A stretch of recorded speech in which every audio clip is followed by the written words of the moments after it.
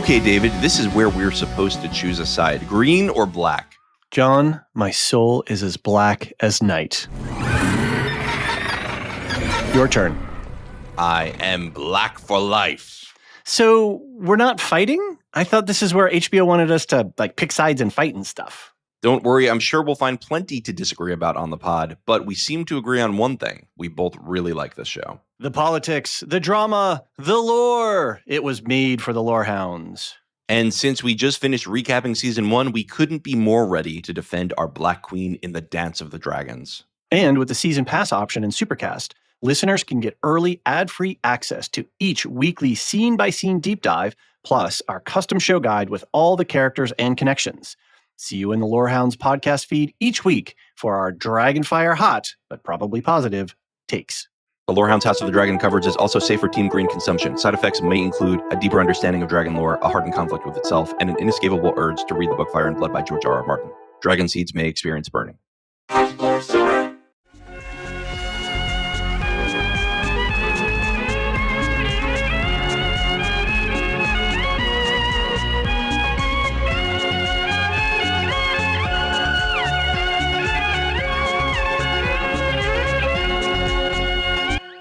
Welcome to the Star Wars Canon Timeline Podcast. I'm your host, Elysia, and I'll be joined later by DeadeyeJediBob, and we'll hear from other members of the community as well in this 4-part episode covering canon ancient myths of the planet Batuu, some movie updates, Era 1 feedback from listeners, and some general lore to expand your understanding of the Force. For the record, this episode was recorded July 1st and 4th, 2024. Everything discussed is, to the best of our knowledge, accurate at the time of recording, but things may change in the future, or be retconned or clarified. Star Wars lore is ever evolving, but we'll jump back to this part of the timeline again with more updates as needed as we go on. And by jumping back, this is actually the first episode to really lean into this experimental podcast format. I'm backdating it about 2 months from the time of recording so that it appears near the beginning of your episode list in the first era of Star Wars history. I know how this works on Podcast Addict, the podcatcher that I use. In that case, subscribers will be notified there's a new episode despite it being backdated. But I'm not sure how this will work on every pod app, so please let me know if it works differently wherever you listen. You can send this and any other feedback to swtimelinepodcast@gmail.com, and you'll find that link in the show notes. By the way, Canon Padawan Supercast subscribers have access to an episode list and publication order as well. So in that list, this episode will appear in the middle of the Acolyte Season 1 coverage. And since we're at the start of the timeline on the public episode list, this episode will have almost no spoilers for any of the major events to occur in all the eras to come, though I did make sure to collect some of Bob's spoiler-free thoughts on the Acolyte, which you'll hear later on. As I mentioned, this episode is in 4 parts. First, I will talk you through 2 canon myths set actually before the Dawn of the Jedi, titled The Silent Circle and The Skiff and the Galleons. These come from a hard-to-find special edition of the short story collection Star Wars Myths and Fables. I finally recently got my hands on a copy of the Galaxy's Edge edition of this book, so I'll be outlining and breaking down the lore from these stories, which you might not be able to read yourself, as they're set throughout the timeline, starting with these 2. Then I am joined by DeadeyeJediBob to first talk about some rumors and updates about the movie about the Dawn of the Jedi we talked about in the overview episode for this era, after which we'll dive into the mailbag to cover the feedback that has come in so far about this part of the timeline. Then, to wrap it up, I share some passages about the nature of the Force in general that I came across recently while doing research for my Acolyte breakdowns. I know there have been a lot of questions about this, especially as we learn as we go on throughout this timeline about different groups with different names for and different ways of viewing the Force. But before we get into all that, let's start at the very beginning, like the extra very beginning. As a reminder, the Dawn of the Jedi, the founding of the Jedi Order, takes place around 25,000 BBY, so 25,000 years before the original Star Wars movie is set. And according to current lore, that happened on the planet Ahch-To in the Unknown Regions. For these 2 stories I'll be taking you through today, we're stepping back even further in the timeline on a very different but also very distant planet, this one in the Outer Rim, a planet that will come to be known as Batuu. Bob and I take a deeper dive into this planet, and especially the episode about the first season of Young Jedi Adventures, an animated series set in the High Republic era. So I won't repeat myself too much here.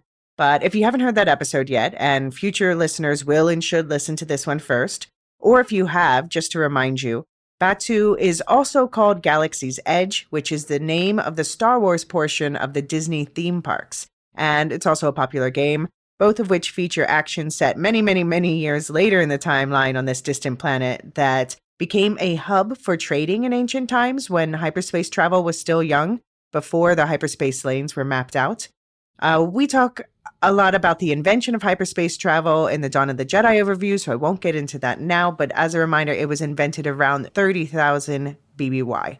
So that means our first story, The Silent Circle, an origin myth of Batuu's distinctive petrified trees known as spires, it's set well before 30,000 BBY, as this planet has existed almost as long as the galaxy itself. Fun fact about Batuu, by the way, the planet orbits 3 suns called Ubot 1, 2, and 3, though through most of their year, only the first is visible from the population center at Black Spire Outpost, their biggest settlement. Batuu also has 2 moons called Destra and Valara, and this is why the Batuuans greet each other with bright suns during the day and rising moons at night. And when they say goodbye, they like to say something like, "Till the spire," and "May the spires keep you." These natural features of their world defined Batuuans in many ways, which is why they sought to tell stories about them. As I mentioned at the top, both of these stories today come from the Canon short story collection Myths and Fables, all written by George Mann, a regular Star Wars writer, especially the High Republic readers might recognize.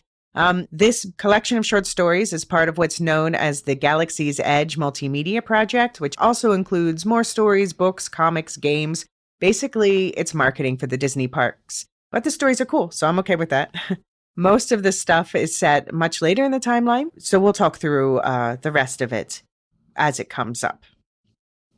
The standard edition of the Myths and Fables book is easy to find wherever you buy books, and it was published in 2019 and contains 9 short stories. Then in 2020, they released a special edition exclusively sold at Target, a chain of American department stores, which is always super annoying for fans abroad. Lucas Media, please stop selling special editions of Star Wars books at stores that are only available in the US. But anyway, that Target edition contained 3 additional short stories. And then later in 2020, they released another special edition of the book called the Galaxy's Edge edition, which is sold only at Disney theme parks and on their website, where batches of this edition are released very infrequently. This version of the book not only contains the 3 additional Target stories, but also 3 more stories on top of that as well, including the 2 we're going to talk about today. I'm sure for many of you, your next question is, what are canon myths and how do they differ from what we call legends? And yeah, this is an excellent question. To review, when we say legends on this podcast, we're generally referring to stuff that is also called the extended universe, primarily books and games, plus some animations and specials that were released before the Disney canon reset in April 2014. And of course, that canon reset does exclude the films and the Clone Wars TV show, which all remained canon. And we might also sometimes refer to modern special projects as legends, like the Star Wars Visions animated anthology series you'll be getting episodes for starting in the Old Republic era of the timeline. Basically, legends just means that the lore of a particular story is not considered canon, but those who write stories that are considered canon might and frequently do take approved elements of those legend stories and make them canon. We talk a lot about that on this podcast. But as I said in the intro episode, the legends are now seen like campfire stories that may or may not reflect reality to a greater or lesser degree. At which point, you are likely asking, but isn't that also what myths and fables are? And, yes? The distinction here is fine. And while Lucas Media has slapped a canon label on these short stories we're talking about today, they are also really just in-universe myths.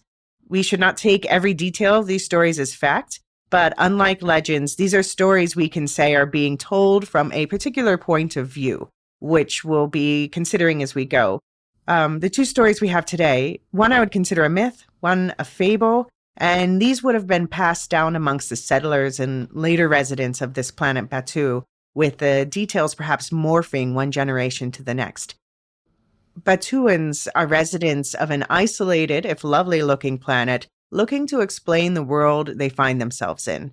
In the first story, that means explaining the natural structure of their haven at the edge of space. And the second is more about explaining how people like themselves found themselves on this distant outpost in the first place. As a general note, I'm going to do my best not to use the word legends when referring to these stories, but that might get even trickier when we cover canon myths of the Old Republic, some of which come from a companion book called Dark Legends. But hey, it wouldn't be proper Star Wars if it weren't a little confusing and self-contradictory. We'll sort through it all and seek out clarity one story at a time, starting with The Silent Circle. So The Silent Circle is perhaps the mythiest of all the myths in these story collections. It's set in a past so distant, it's senseless to try to date it. It's a story the original storytellers claim to have heard from the trees themselves. The opening of the story sets it up like this. On the planet Batuu, close to the Black Spire outpost, where the boughs of ancient trees tower like sentinels over the land, there is one particular stand of trees close to the ruins of a forgotten civilization in the hills, where the locals fear to tread. These ancient, petrified trunks form an almost perfect circle, within which nothing grows and no one has ever sought to build. It is said that inside the clearing all sound is deadened, for the long-extinct trees emit a pervasive aura from their blackened trunks that discourages the presence of life. Yet there are those amongst the colonists who speak of another truth, that the trees, though long dead, retain a modicum of the spirit that once inhabited them, and that, if one is to visit them alone at night with pure intent, the trees will weave the sorrowful tale of their downfall. It is a woeful tale of the dim, distant past, from a time when the trees grew tall and vibrant, reaching so high that their leaves almost brushed the stars. According to those rare few who claim to have heard it, it goes something like this. And then it goes on to tell the tale I'll summarize for you now. It begins with the line, "At first there was only the water and the light." And the trees, the tale tells us, were the planet's first inhabitants, growing to great heights with all that abundance. They had an intelligence of their own, something similar to what scientists in our world call the wood wide web, which is the tangle of roots and fungi and microbes that allow trees to communicate at least some basic level by swapping nutrients, communicating things like that there's danger in another part of the forest. This is a real thing, if not undisputed, so do go ahead and Google it if you're not familiar with this concept, the wood wide web. So yes, trees are, unsurprisingly, more intelligent than we give them credit for, but the early trees of Batuu took this to another level. According to this myth, they started to intelligently nurture the development of animal life. The first great product of their effort were the great beasts, which the illustration of this story paints a bit like a hippo with tusks. A sort of fantasy proto-space dinosaur. And later, the trees also nurtured the creation of the Fae. And by Fae, I mean actual Star Wars fairies, tiny humanoids with wings. The trees of this great grove near what will later become the Black Spire Outpost Trading Center, as happy as they were with their family of Fae, they had become intelligent enough to be driven by curiosity. They are tall and can see far, and they wonder what life is like near the distant mountains. They wonder what life is like on an island in the middle of a sea. So they send their creations to go look, carrying their seeds to start new forests near the mountains, and they nurture the development of sea beasts and sea fae to share the same fate.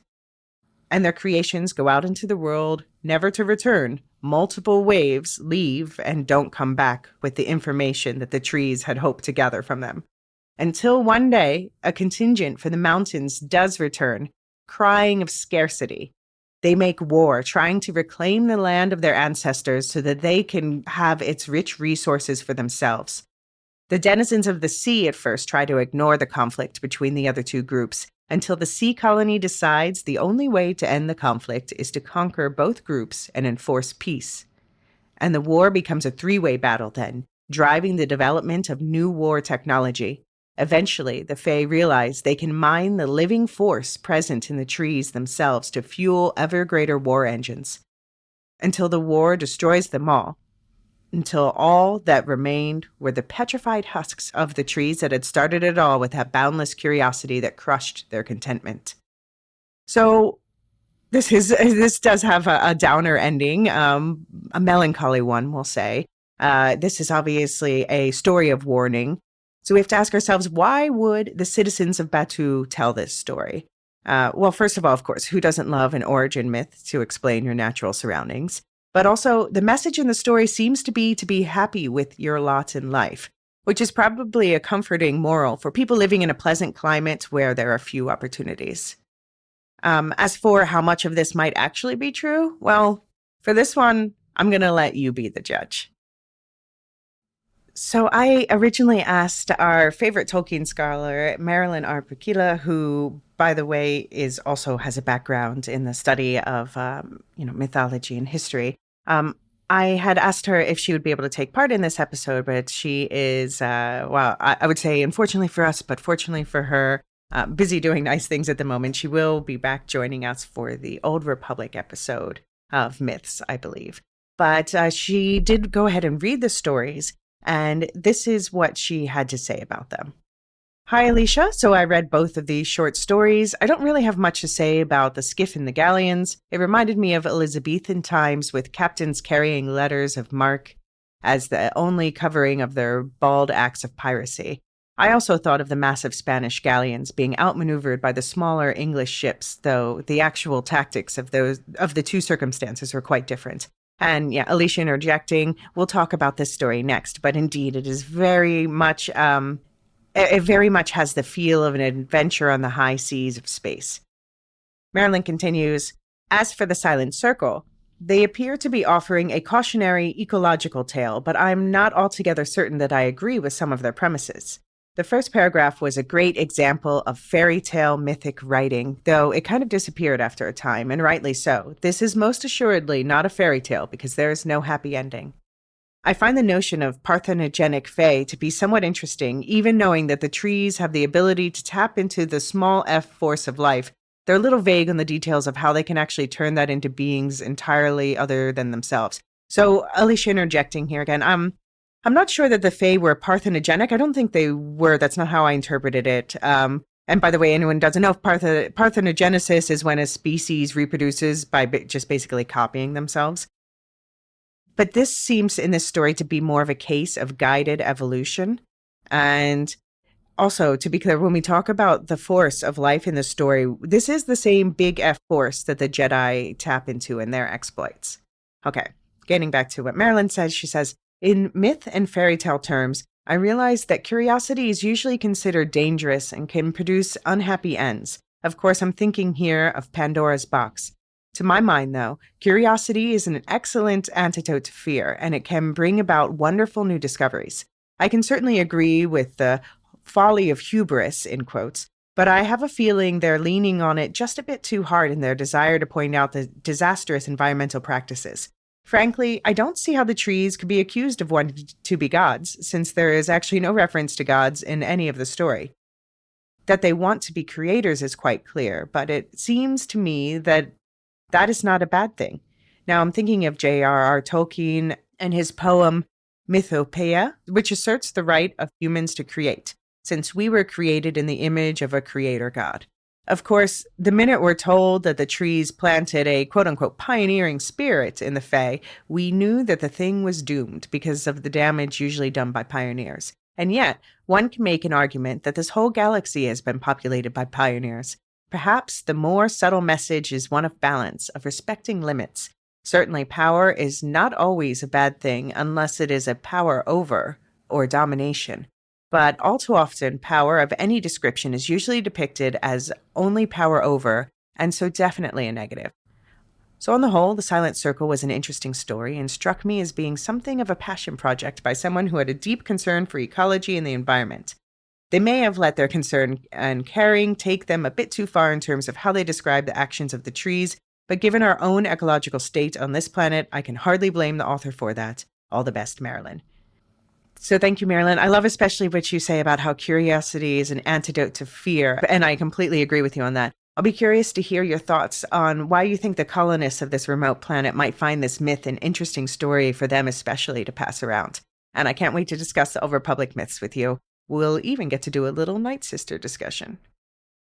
Okay, moving on to the other story Marilyn mentioned at the start of her letter, the skiff in the galleons. This is set in a more measurable time, not long after hyperspace travel was invented around 30,000 BBY, when the technology was still in its infancy and hyperspace lanes were a thing of the future.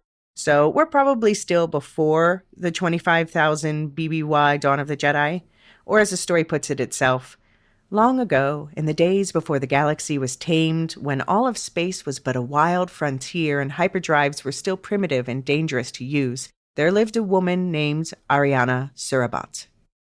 And this is a fable about the first settlers on the planet Batuu. It's about a group of wayfarers, which are the brave souls who scouted beyond the edges of the known galaxy in millennia past. And indeed, this group of wayfarers is led by a human woman named Ariana Surabat. At the start of the story, the rest of her crew consists of Zekel, a Klatooinian, which this is a species that looks a bit like dog-like humans. And we have Okbu, a Weequay, and the Weequay, they look like lizard-like unwrapped mummies, basically. And we also have Jgam, a Bith, an insect-looking species of humanoids. We can talk more about these species as they pop up further on down the timeline, because I won't be differentiating between these three characters further, because in the story, they essentially function as a Greek chorus together, a storytelling trick to frame the actions of their captain Surabat, highlighting her virtues. And what's interesting to note about these species, though, is that the Klatooinians and Weequay are most often associated with the criminal underworld and piracy in Star Wars. And the Bith, they're more intellectuals and musicians, but a couple of very prominent Sith Bith from Legends, and by that I mean the extended universe, they kind of give the Bith a bad name too. So, and also, of course, the Bith look a little bug-like, which makes us as viewers perhaps a little suspicious of them. But so they take these species that kind of have a bad reputation and they make them, actually, it's an extremely virtuous crew. Despite living in a time and engaging in a profession that often resorts to piracy, this crew will never take a shady deal. They are good at what they do and manage to make a lot of money through honest work, but Captain Surabat refuses to upgrade to a bigger ship, preferring her small, nimble, reliable skiff named the Raven Star. One day, Surabat and the crew of the Raven Star are offered the opportunity to enter a competition with a great reward. Their charge? To be the first to set foot on a rumored temperate planet beyond the edge of the currently known galaxy, a location that could, and we as readers know will, become a great outpost for explorers traveling to and from beyond the edge of the known world. Many ships had tried the feat themselves, never to return, but when the Raven Star met the captains of their current competition, two much larger, better-equipped galleons, Surabat could see that they did not have the right character for the job, these captains, and she was convinced her crew could succeed where others had failed. So they all set off. To quote the story, for days, the Raven Star sailed alone in the void, following the trajectory provided by the stellar cartographers. Not once did the crew so much as see the glow of the galleon's engines or any evidence of their passing. They joked and laughed amongst themselves, sharing their usual camaraderie, but in truth they were concerned, for they had all heard the stories of lost ships and missing crew, of ghost ships drifting in the void, the spirits of those on board still searching for their elusive destination. They had begun to wonder amongst themselves whether that was what would become of them out there in the uncharted depths of space. Were they destined to disappear, to run out of food and fuel and air, to be cast adrift like so many others who had set out on that path before them? How could they be the first to the new world, facing such immense galleons to which Surabat had granted such a lead? Indeed, even if they were to survive the trip, would it all be for naught?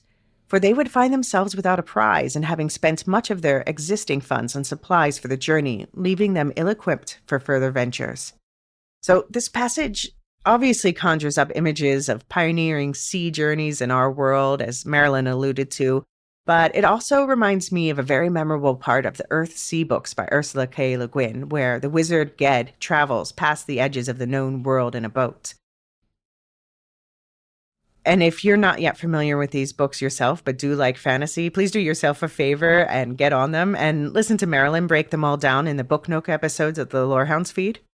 But anyway, the story here becomes a sort of nod to the tortoise and the hare Aesop's fable, with Surabot keeping her crew slowly and steadily on track despite their Greek choruses of fears and half-hearted protests, always subverted to their love and trust for their captain. At one point, they pass one of the galleons that had left them in its wake. It's now plundered, floating wreckage in space, the large, wealthy ship too enticing a mark to the pirates roaming the wilds of space. But Surabot insists on searching the wreck for survivors and finds one, a human engineer named Kreth. Despite her crew's reluctance, she takes him on their ship and they continue on toward their goal, now a crew of 5.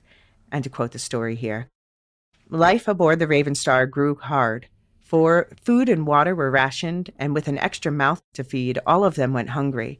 Fuel reserves, too, were growing low, and despite Surabot's optimism, the mood on the ship became solemn. The crew had begun to fear that they would be stranded out there amongst the twinkling stars, like so many of the other crews that had attempted the voyage before them, never to be heard from again. Even Kreth, at first so grateful for his rescue, had grown fretful, fearing that he had been saved from one terrible plight only to stumble into another. Nevertheless, he put his engineering skills to good use, tuning the ship's engines, increasing the fuel economy, and eking out what little reserves they had left while still maintaining the constant speed and heading Surabot had set. Indeed, aside from their brief pause at the wreckage of the first galleon, they had not wavered from their initial settings, a slow and steady crawl across the gulf of space, creeping slowly toward their goal. Despite it all, Surabot remained resolute in her conviction that they would soon arrive at the anticipated planet. So, as they get closer to their goal, we see the space around them becoming a graveyard of the many ships that had attempted this journey before, and eventually the Raven Star catches up to the second galleon that had left at the same time as them, which had now squandered its sizable lead to scavenge the shipwrecks that they kept passing. That galleon could have made it to the planet long before, but they had made the decision to put wealth above speed, and they were now stocked with the picked-over treasures from all the other pirate-looted ships. And now that the Raven Star had caught up with them, the galleon was ready to get back on task. So they were definitely looking down on the little skiff, and the captain of the galleon offered a new bet. The two ships would take off at the same time with the same terms of the original contest, but now with the added terms that if the skiff got to Batuu first, the galleon would hand over the treasure they had recently plundered. But if the galleon won, Surabot would have to hand over Raven Star. Over the protests of her crew, Surabot agrees to these terms, and the galleon again leaves the little skiff in its wake, and Surabot and her team continue on at their steady pace. Sure enough, the skiff eventually catches up to the galleon floating in space, not plundered this time, but out of fuel after their extra idling at shipwrecks and extra weight they had taken on. But Surabot ignores their cries for help for the moment, because she has a contest to win. So her team lands on the planet, not only winning the original contest, but also winning the treasures of the galleon as well. And of course, they went back and rescued the crew after they crossed the finish line, and they all lived happily ever after, or something like that. So the story ends swooping low into the atmosphere of the new world, the planet that would later come to be known as Batuu. The Raven Star discovered a verdant, glorious land, punctuated by the towering boles of immense fossilized trees. There, Surabot set the Raven Star down in a beautiful valley and planted her flag, and to the cheers of her crew, was first to set foot on the new world. In time, the valley came to be known as the Surabot River Valley in honor of her triumph, and Surabot and her crew were able to make a home for themselves on the new world of Batuu, trading with the denizens of nearby wild space, rich from the spoils of their victory. So, how much of this story might be true? Well, like any good fable, it feels exaggerated for effect, and I think that we should clearly assume that it is. But there could have very well been a contest about 30,000 years ago to find the rumored planet that would come to be known as Batuu. It does seem a lot less likely that the only ship to make it would be the little skiff that could, because they put virtue above greed and that won out over speed. So why would citizens of Batuu tell this story? Well, this would be a story that settlers tell. They're kind of talking about themselves when they talk about Surabat, communicating their community's values and perhaps consoling themselves in their isolation by celebrating the steadfastness of their culture, attributing it to a mythical sort of mother of them all, so to speak.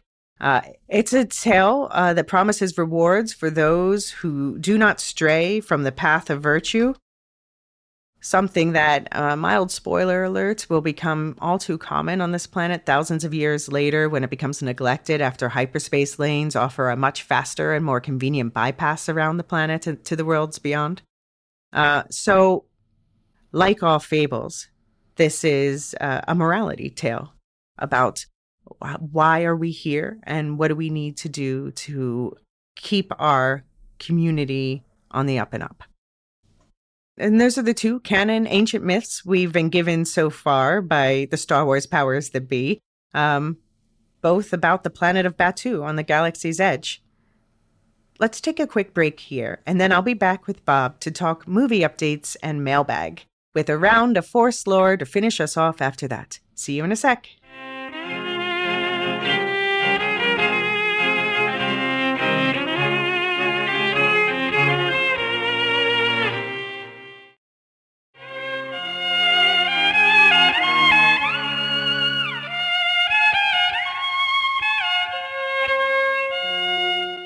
Okay, so I am here with DeadeyeJediBob, and Bob, I'm sure everyone has missed your voice these past few Acolyte weeks. Yeah, it's good to be back.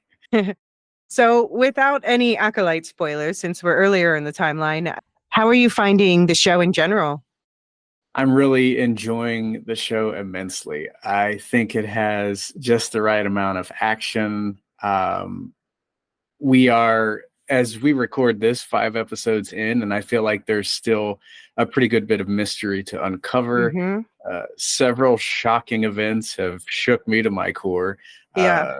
So, I mean, I can't believe we only have 3 episodes left as of this recording. It's just flown by. So I'm really having a blast with it. Yeah, and I'm enjoying your breakdowns each week too on your YouTube channel.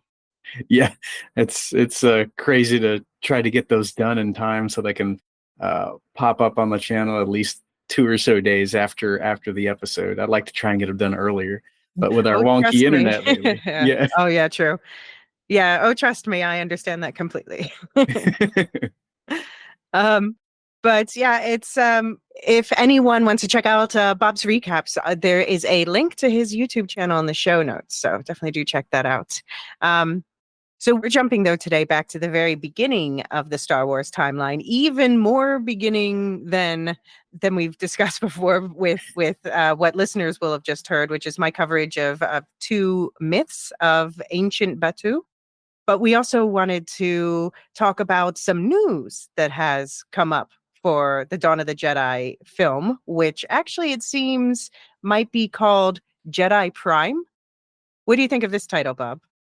I think it really makes me want to see the film even more. It of course reminds me of Vector Prime, which is an old expanded universe novel. But I mean, it really makes me think of, the very first Jedi, and who knows what we're going to be uncovering and realizing in that film.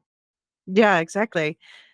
Yeah, so basically, we're not 100% sure that this is the title, but one of the producers, Simon Emanuel, he said during an interview with SFX magazine that he basically let slip. He said James Mangold's Jedi Prime is set thousands of years before the original trilogy, and I'm really excited to see what happens there. So, Yeah. Sounds like a good tip-off. Yeah, it seems like this hasn't been the first time in Star Wars interviews that things have kind of been let slip accidentally. I always find that kind of funny when that happens. Usually it's never anything big, but I always kind of giggle when that happens. It's like peeking at your Christmas presents a little bit early. Yeah, no, I mean, I think also because people anytime they change the name from, they said Dawn of the Jedi before, so people are already like, how could you change the name? We hate change. Yeah. But best guess right now is that Jedi Prime movie, if it's called that, will be released December 2027. And there will be that Daisy Ridley movie coming out at the very end of the Star Wars timeline in December 2026. We'll see, but that's the best guess at the moment. Yeah. But I also asked you here because I wanted to go through some feedback that we got. So we're only going through today feedback we've received so far about this earliest part of the timeline and the general setup of the podcast, because then, of course, we'll be talking about Old Republic feedback in the Old Republic and so forth. But so this is just our Dawn of the Jedi feedback. Gotcha. So our first is from Nancy M., who says, Elysia and DeadeyeJediBob, thank you for this podcast. This podcast is a filler to my Star Wars black hole. I was 13 in the summer of 1977, and my younger brother and I saw A New Hope too many times to count. I've seen all the movies, but not the animated series. When my son was young, I read him a few books, but those seem to have disappeared from my house. Your intro episode was excellent in laying down how the pod will work. As someone with good but not excellent knowledge of the canon, I found it useful, as did other listeners, I'm sure. And all during E1, I found myself saying, I didn't know that. Well, that explains that. And the biggest surprise for me personally is that with the Disney purchase, there is now official canon and non-canon. Great job, and can't wait to continue this adventure with you. Thank you, Nancy. That's very encouraging. We need to hear this. Definitely. Roy Jackson says, just a quick thank you for your new Star Wars Canon Timeline podcast. I'm only halfway through the Era 1 overview, but I'm already impressed. I'm old enough to say I went to the premiere of the first Star Wars film in 1977, remained a fan for a number of years before life got in the way in terms of career, marriage, etc. Only in the last couple of years, as I'm now retired, have I come back and, of course, am completely overwhelmed by the content. I'm more of a book reader and film TV watcher, not into games or comics, but even so, there's a lot to take in. As someone who loves reading historical fiction, I thought the best approach to the canon was chronological, so your podcast has come at just the right time for me to dive in. Thank you again, and I hope you achieve the many seasons you set out to do. Regards, Roy Jackson. So... yeah, and it seems like we have a lot of OG Star Wars fans coming back and, reconnecting with the lore after, the flood of content in recent years. Yeah, I think one of my favorite things to do is to listen to stories from the OG fans, because, of course, I wasn't in existence in 1977. So whenever I hear, I saw Star Wars during the summer of 90s or during the summer of 77, and this happened, it's fascinating to me. And I could listen to stories like that for hours, because it's a movie that changed the way we look at movies, as they say on the special edition VHS tape before you start them. And it's awesome to get whatever bits of info you can from people that were actually there experiencing Star Wars back in 77. So I really like emails like that from Nancy and Roy. Yeah. You and I are the same age. So we grew up because our parents fell in love with the movie at those 77 screenings or whatever, and passed that on to us. And so we grew up knowing it was important already, but I love to hear when people just discovered it. I just can't imagine. I would have been even more obsessed, I'm sure. Definitely. I would have too. Mm-hmm. So Red Zippy says, can I just say congrats and brava for seeing your passion through in this podcast? I'm in awe. As Brian can confirm, I'm always asking, now, where is this in the Timeline Canon Legend universe? So this podcast is right up my alley. Again, congrats. Thank you. Thank you. And we have a longer email from Marilyn, who our favorite Tolkien scholar, Marilyn R. Purkila. She's actually, I think, going to be joining me for the Canon Myths of the Old Republic episode that's going to be coming up in about a month. But she is not only a Tolkien scholar, but also has a broad background in mythology and history. And so is always a great person to weigh in on lore. So she says, hello, Elysia and Bob. I have so been looking forward to this podcast. I often feel quite lost in the minutiae of the Star Wars galaxy, and you both are so thorough in your knowledge and detailed to the nth degree. Mind you, I doubt I'm going to pick up all the stuff you're telling us in a single episode all in one day, but it's nice to know that it's all there to go back to anytime I want. Yeah, I mean, that's the idea. I'm trying to find the right balance for the lore, but it's also like I want it to be a reference that if people are like, oh, like cortosis came up recently, and it's like, oh, yeah. Maybe you want to revisit an episode where it talks about cortosis in detail. Right. So you'll find all that in the show notes. There's always a link to a blog post that has that lists all the major lore topics that are touched on in each episode. So you can search that to find any particular topic if you're interested in. She continues, some observations from your first episode. Concerning the Mortis arc and the Force in general, it seems to me that there are so many conflicting descriptions, treatments, and theories that it's difficult to really get a comprehensive, coherent view. Consistency would be really nice, but perhaps not possible.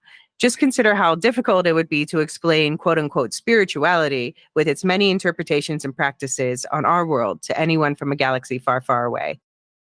Yeah, I think that's exactly it. That, the Force is very much a spiritual thing, and different cultures interact with it and view it differently. What do you think, Bob? I think so too. And when it comes to the way characters in the Star Wars galaxy see the energy field or the Force or whatever you want to call it, I like how several of them interpret it differently. Someone sees a river, someone might see fire. Someone might see just light in terms of, what they're looking at in terms of that energy field. And I wonder if they're going to leave a lot of that a mystery for some time to come. I wonder if the fun in that is in the imagination, the speculation, whatever. But boy, yeah, the Mortis arc, that's something that I think a lot of fans keep coming back to because it was something we'd never seen before. And right. I mean, I'm sure we'll be gabbing about that for years to come because it was just so huge. Yeah. Well, it's going to be because I guess the creation of the Mortis arc, for anyone who doesn't know, because I'm not, just to remind people at least, Mortis is the planet / dimension, whatever, where the father, the daughter, and the son are the, sort of incarnations of the Force energies, Ashla, Bogan, and Bendu. The light, the dark, and the neutral. So, so father is the neutral, daughter is the light, son is the dark. And in the Clone Wars, when we talk about that, we'll see, it's a bit about a creation story of the Force itself, but that would actually, of course, be at the beginning of time. So we're not going to see that in the Dawn of the Jedi movie, but we will see how the Jedi discover how to use the Force. Right. And then whatever this Jedi Prime is, then they are kind of the person who sets what many thousands of Jedis will do for thousands of years after that. Mm-hmm. How the teaching is passed on from in that many generations. Yeah. And I guess people who use the Force differently, they just encountered it differently at first. And so they had their own spontaneous figuring out how to interact with it and pull the threads, as some later witches might say. Definitely. That's exactly what I was thinking too. So Marilyn also said, I asked about how similar the treatment of hyperspace in Star Wars was to Foundation, because apparently it was inspired by Foundation. And she says, I also wanted to say that the Star Wars treatment of hyperspace is very different from Foundation in the books, she says, because of course the TV show is very different from the Foundation books. She says there is no traveling, quote unquote, in hyperspace in the Foundation universe. Rather, you enter hyperspace at one jump point to come out at another jump point. No, quote unquote, spacers required, by the way, because spacers in the TV show there are spacers, like people who help you do the jumps, but she says in the books they're not required. And the spacers in the books are remarkably different from what we see in the TV series, really more like human astronauts. She says, as I understand it, these jump points are located sufficiently distant from planets and stars and other obstacles that that there is still some sub-light speed travel required, but this explanation is a lot closer to our current knowledge of physics. On the other hand, it is very safe to say that the city planet of Coruscant, in Star Wars, of course, is a direct descendant of Trantor, which is the planet in Foundation. I think that Star Wars got its notion of hyperspace travel from Star Trek. I have to admit, I don't, even though I've started doing my like rewatch binge of Star Trek, I don't know enough about hyperspace travel. So I was just reading coincidentally recently in one of the science publications I follow that they are looking at whether it's possible for extraterrestrial beings to have traveled faster than the speed of light using basically what they're calling warp bubbles. And so the warp bubble theoretically would create a little bubble around the spacecraft that would, help you travel through whatever this, travel faster than light, travel through this wormhole, this extra dimension, however it works. So I have to wonder if what we see in hyperspace, Bobby, you asked for the explanation of what hyperspace looks like before, and I said it's basically like white lines streaming by. I wonder if that's the view inside the bubble or something. Wow. And Purgles don't need the bubble, apparently. They're space whales. Yeah. Anyway, just an idea tying back to real science. Not obviously, this is a more recent scientific theory, I think, like dating back just about less than a decade. So Star Wars is not based on that, but I always find it interesting when Star Wars happens into science. The science is not the key to Star Wars, but sometimes it stumbles into science and it works. Right. Marilyn says, I wish they had not chosen to give an important planet the name Ahch-To. It reminds me too much of Achu. Yeah, that's exactly what I think of too, actually. Yeah, it's true. Especially because they could have just kept Tython as the origin of the Jedi, but there you go. Yeah, that's what I was thinking they were going to do, but with Ahch-To, so they went with Ahch-To, so there we go. And I don't know why I have to say it like I see it in Dutch and I say it in Dutch. I guess Ahch-To. That's even worse, isn't it? What do you prefer, Ahch-To or Ahch-To? Both my screen readers seem to pronounce it Ahch-To, so that's what I think of at first. All right. But I'm going with Ahch-To. Yeah, it's Star Wars, and George would pronounce different names differently depending on what he was feeling like on whatever particular day it was. So you can do whatever you want. Fair enough. That's true. Twi'lek. Who cares? Yeah. Which, by the way, I haven't talked about that yet on this point in the timeline. That's a species. We'll talk about them a lot more later.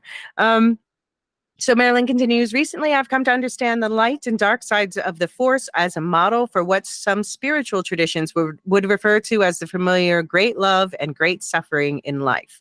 Suffering uses love to heal and grow compassion. Love uses suffering to gain wisdom, darn it. And it makes me wonder, is balance simply another word for control? What do you think of that? That's very, very deep. I like the sound of that quite a bit, actually. She says, it's usually interpreted as stasis, absence of motion, but I think that is a misunderstanding. The word balance comes from the same root as the word ballet, to dance. It seems that balance requires motion, perhaps the ability to live with and recognize the cycles back and forth between the two is a better way. And the absence of that could be a metaphor for where the Jedi erred. But I am altogether ignorant of how those early eons of Jedi development are depicted. Something else for me to look forward to from your podcast series. Well, yeah, to tell you the truth, fans, especially with the foundation of the Jedi in canon, at least, and these early millennia of the Jedi, we are all kind of blind and lots of room to fill in that story. Mm-hmm. I'm so glad you addressed the missing fourth, the servant/mother. Usually, quote unquote, dead mother syndrome is a prime staple of fairy tales and folk tales. It appears to me that the Star Wars universe has picked up on that. Think about how one later character, the epitome of girl power when she's introduced, winds up dead from an unsuccessful pregnancy. And of course, by unsuccessful pregnancy, I mean to the world, her pregnancy was presented as unsuccessful because, if I recall correctly, she was put in her open coffin, visibly, quote unquote, pregnant for her procession. And we'll talk about much later, very important, what happened to a woman who died while pregnant. Yeah. It's a very important part of the story. Don't worry. We'll talk about it if you don't know who we're talking about. We do know that her pregnancy was doubly successful, but that was kept hidden. And of course, there's also the ever popular Dark Mother.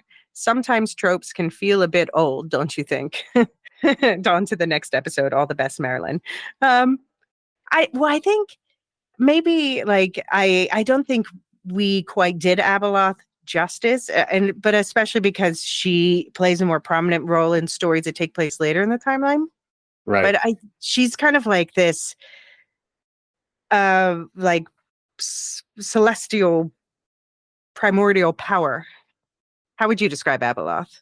Yeah, exactly. Very primordial, quite horrifying, I would say. And if she ever does show up in live action, I really hope that they go into that. I hope that they don't water her down. I hope that we get to see just how very primordial she can be. She's always been one of my favorite characters. Just because I think of her and as an eldritch terror, always it popped into my head. What if she turned out to in some way be linked to a new threat that's been talked about recently in the High Republic part of the timeline called the Nameless? Yeah, that's very possible. That would be cool. Yeah. If you don't know who the Nameless are, we talk all about it in the High Republic episode. Yeah. But yeah, I don't know. I'm still waiting for it. It's one of those ones like in Marvel, Mephisto. Mephisto's showing up sooner or later, but we're all going to theorize that he's going to show up in every single thing until it happens. I see the same thing happening with Abeloth. Anytime there's a new show, like, well, maybe, maybe she'll show up here. Well, that concludes our feedback for the Dawn of the Jedi era. And if anyone else wants to send in feedback as well, we will have future mailbag episodes for this era and all the other eras. You can send those messages to swtimelinepodcast@gmail.com, and you'll find that link in the show notes. Do you have any more Dawn of the Jedi final thoughts, Bob? I think we covered everything, honestly. We will, any more tidbits of news, we will analyze them and juice them for information. Oh, yes. All right. Well, thank you so much, Bob, for joining me today. And I know that people will look forward to us planning another episode soon. Yeah, no problem. Thanks for having me. Check out Bob's YouTube channel, link in the show notes. So that concludes the episode as it was planned. But as I said, I happened to stumble across some interesting descriptions of the Force in general while doing research this week that I thought might be good food for thought for this earliest piece of the timeline, where one of the primary focuses is learning to understand and harness the Force. This part will be quick. The first description comes from the Star Wars Databank, the official encyclopedia of Star Wars knowledge on StarWars.com. And their description of the Force is: the Force is a mysterious energy field created by life that binds the galaxy together. Harnessing the power of the Force gives the Jedi, the Sith, and others sensitive to this spiritual energy extraordinary abilities, such as levitating objects, tricking minds, and seeing things before they happen. While the Force can grant users powerful abilities, it also directs their actions, and it has a will of its own, which both scholars and mystics have spent millennia seeking to understand. So this explains why the quote-unquote living Force we talked about in the ancient trees of Batuu is the same Force on which the Jedi call when they are doing space wizard things. This also raises a question I'll be thinking about going forward. Did the Force in the Silent Circle help direct the tree's actions? How does it help direct the actions of Jedi going forward? And when and how does this fail? I don't have easy answers to these questions, but they're well worth considering as we continue through the timeline. The rest of the Force descriptions I will include here were gathered together in an excellent Stack Exchange post by Mark Rogers. So thank you, Mark Rogers. The first passage comes from the novelization of the film Revenge of the Sith. For the record, the film is of course canon, but this novelization, including the description of the Force and the abilities of Mace Windu, aka Jedi Samuel L. Jackson, that's all Legends now. So, however, I still think this description tells us interesting things about the nature of the Force. So here's how it goes. And while the Sith Lord answered, Mace Windu reached into the Force. To Mace's Force perception, the world crystallized around them, becoming a gem of reality shot through with flaws and fault lines of possibility. This was Mace's particular gift, to see how people and situations fit together in the Force, to find the sheer planes that can cause them to break in useful ways, and to intuit what sort of strike would best make the cut. Though he could not consistently determine the significance of the structures he perceived, the presence of shatter points was always clear. So we'll ignore what this description tells us about the character of Mace Windu in general. We'll get a chance to talk about him a lot during Era 4 when he lived. But I love this description of the Force as a web of possibility and the way this particular character sees it as this strong, rigid structure that he can break to his will.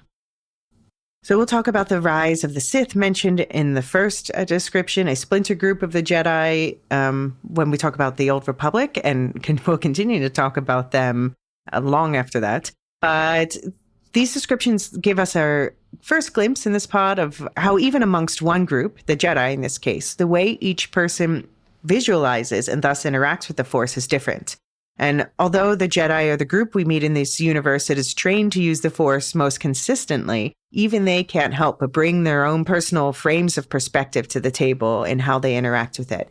So contrast, for example, how Mace perceives the Force in the passage I just read with Yoda's version in this final passage for today, which comes from the novel Labyrinth of Evil, which is also set in the Fourth Era and is also now considered Legends. So take the details of these final two passages with a grain of salt, but think of them more as a way to illustrate the vast spectrum of Force interaction. And for anyone who doesn't know, Yoda is the little green guy. We'll talk about him a lot on this pod, especially starting with the Young Jedi Adventures Season 1 episode in Era 3, The High Republic.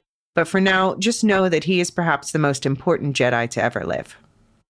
So this passage from Labyrinth of Evil goes, Yoda surrendered himself to the current of the Force.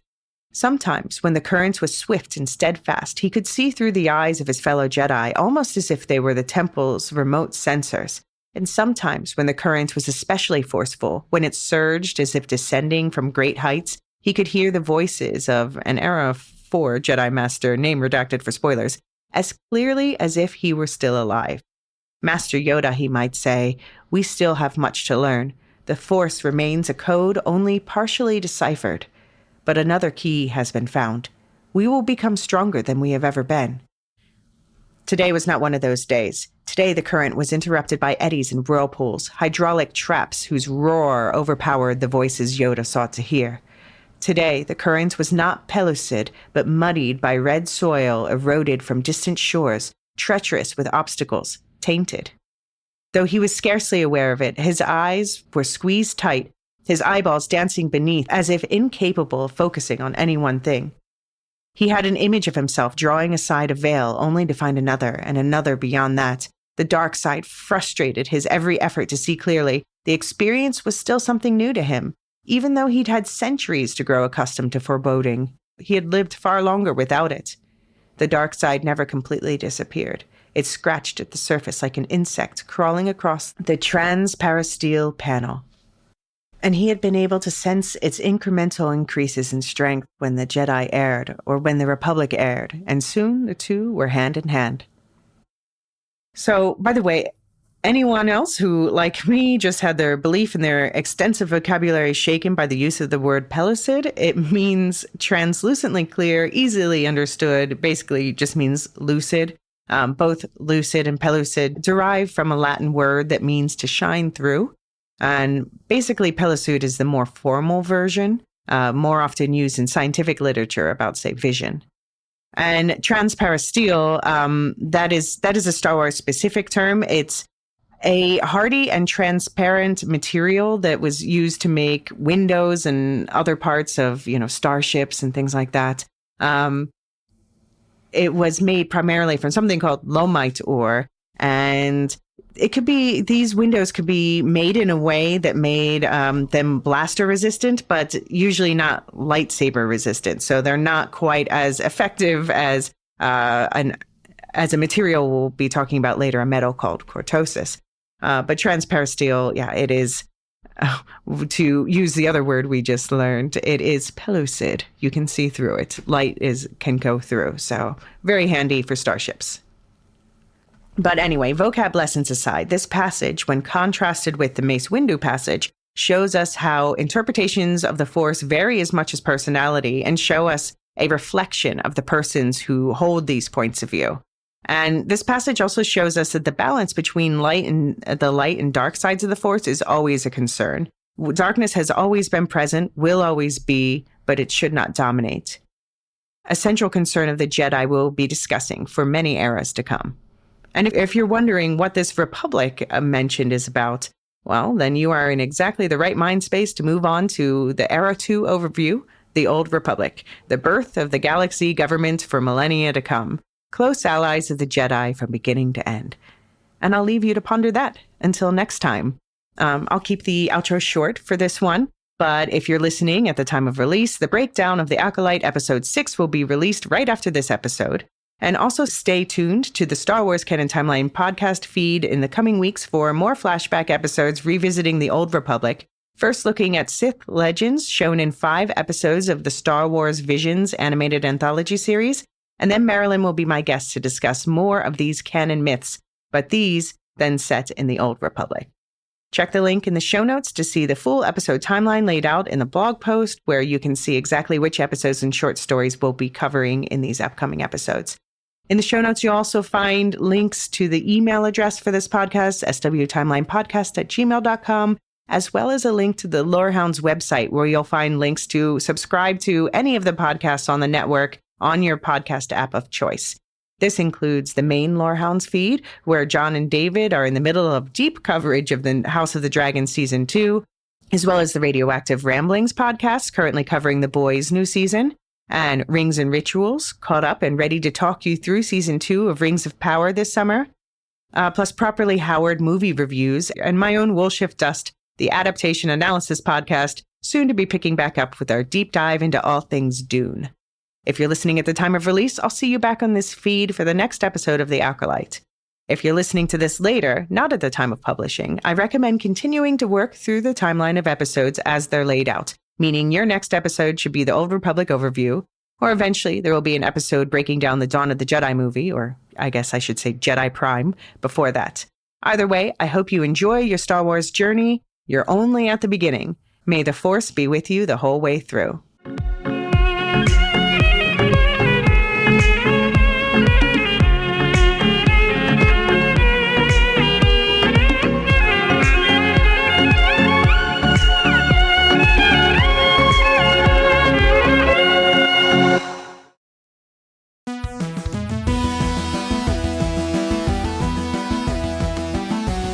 Okay, David, this is where we're supposed to choose a side, green or black.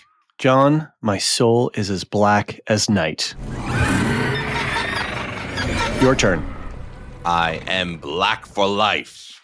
So we're not fighting? I thought this is where HBO wanted us to pick sides and fight and stuff. Don't worry, I'm sure we'll find plenty to disagree about on the pod, but we seem to agree on one thing. We both really like this show. The politics, the drama, the lore. It was made for the Lorehounds. And since we just finished recapping Season 1, we couldn't be more ready to defend our Black Queen in the Dance of the Dragons. And with the Season Pass option in Supercast, listeners can get early ad-free access to each weekly scene-by-scene deep dive, plus our custom show guide with all the characters and connections. See you in the Lorehounds podcast feed each week for our Dragonfire hot, but probably positive, takes. The Lorehounds House of the Dragon coverage is also safe for Team Green consumption. Side effects may include a deeper understanding of dragon lore, a hardened conflict with itself, and an inescapable urge to read the book Fire and Blood by George R.R. Martin. Dragon seeds may experience burning.